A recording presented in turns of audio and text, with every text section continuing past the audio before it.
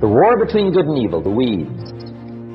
You've got to make sure you recognize the negative, handle it, deal with it, and then go on. Let's make a list of the diseases of attitude that can wreck all your chances to do well. One of the words that destroys everything is called neglect. Neglect. And I found this out. A week of neglect could cost you a year of repair. It isn't worth it. So what to be on the lookout for?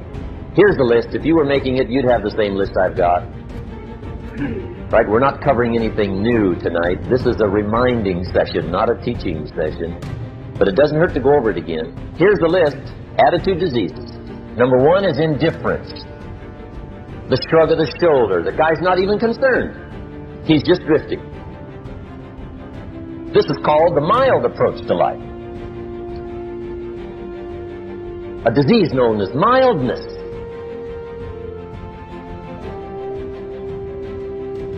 The guy says, well, I can't see getting all that worked up. Well, to be any kind of winner, you've got to get worked up.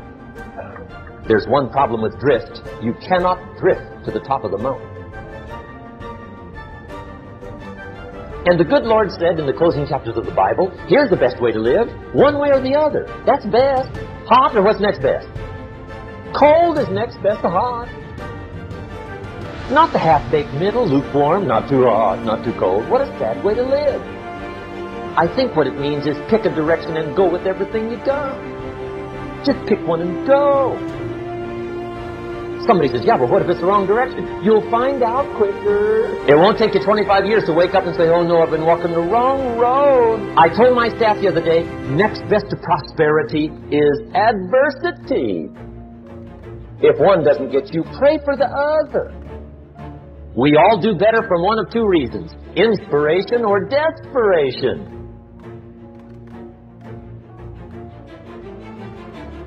But for this whole process to work for us, we must first master the art of discipline, self-discipline. Consistent self-discipline.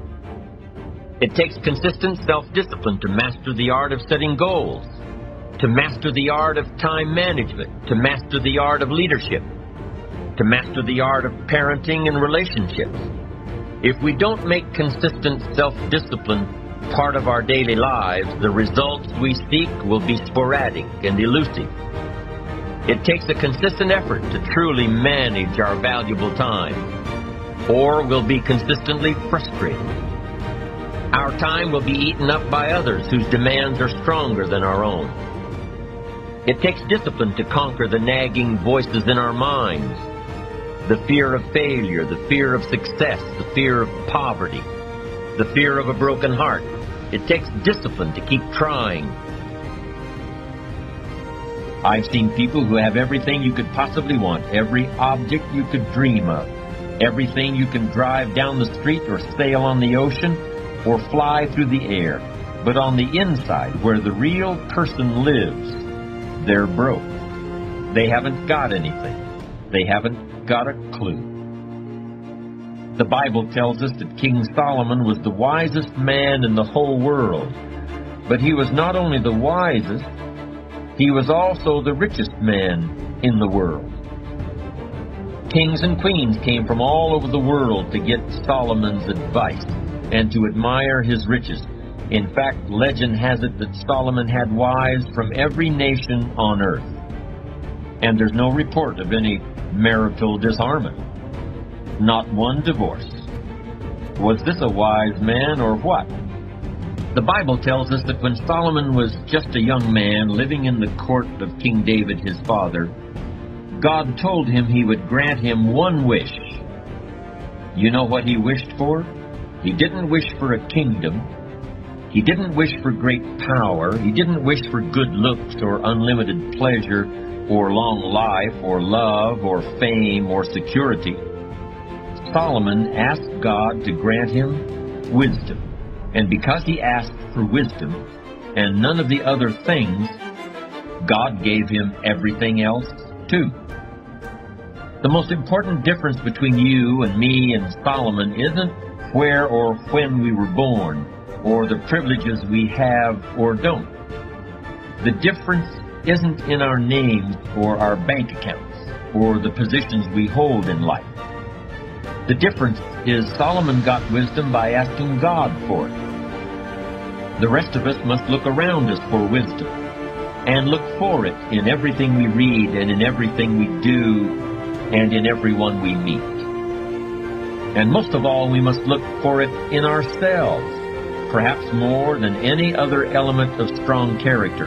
Wisdom is a quality that we must earn and learn on our own. Yes, wisdom is a unique component of character. If you don't have it, nobody can tell you what it is. And if you do have it, probably you'll be wise enough never to say, "I'm a wise person." The first lesson of discipline is that it isn't the easiest option. The second lesson of discipline is that it's a full-time activity.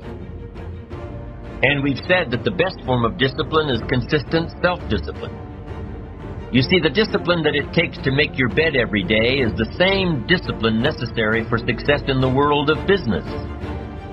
The discipline to organize your garage is the same discipline to organize your business. All disciplines carry through to affect all parts of our lives.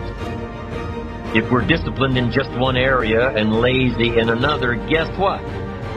Pretty soon the lazy side will creep in and destroy the disciplined side. The bad habits in one area of our life will eventually destroy our self-discipline in the areas we've been working on. Consistency cannot be inconsistent. Discipline is the mind being trained to control our lives.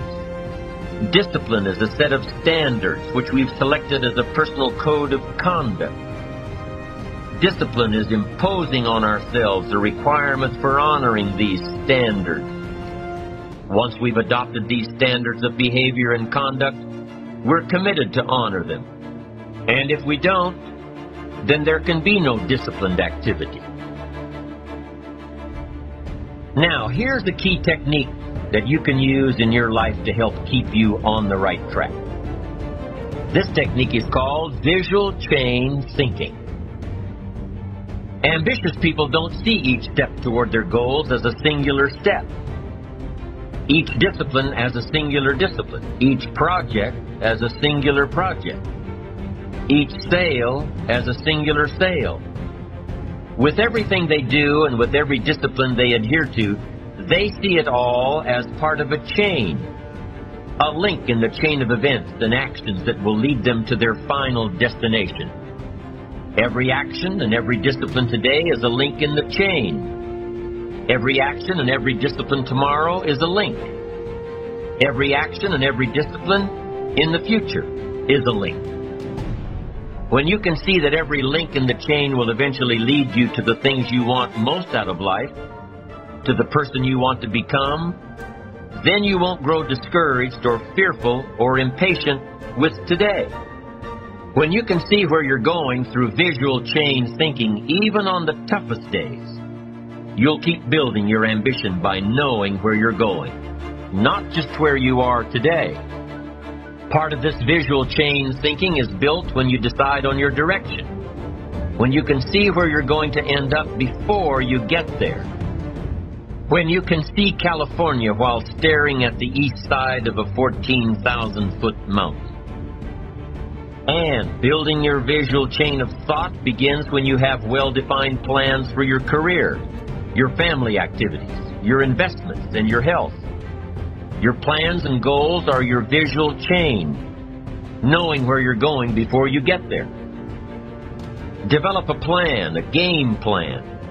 It's ironic how we all understand the importance of mapping out a strategy for a football game or a basketball game. Not one professional team in the world begins a game without a complete strategy. But few of us take the time to map out a strategy for our lives, a game plan. But it's important. How people live their lives, as you know, is a result of the story they believe about themselves. He interrupted my story, and I left there with a heart full of faith, not a heart full of fear. Zig said most people in a fearful situation, they forget everything and run. But there are a small number, the road to life is straight and narrow, few there be that find it, who face everything and rise.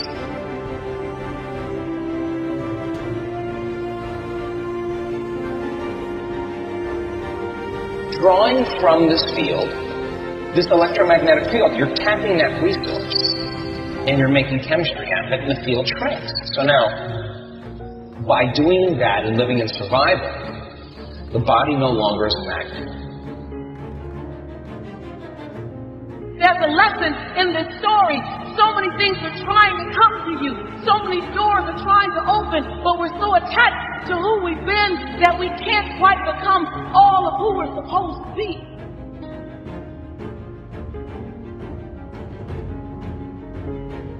You are who you've been looking for. So stop looking for more unless you're looking in a mirror, because it's about time for you to see clearly that you are who you've been looking for. And that empty feeling you got, that hole in your chest, you only got that feeling because you think you're not blessed with everything. It's okay. You use whatever means you want to feel the sweetness. But you must understand, it's the sweetness of your emotion. I am asking you, what happens within you? Why is it determined by somebody else? You need an ideal because you have nothing to aim at, but an ideal is a judge, and you always fall short of the ideal.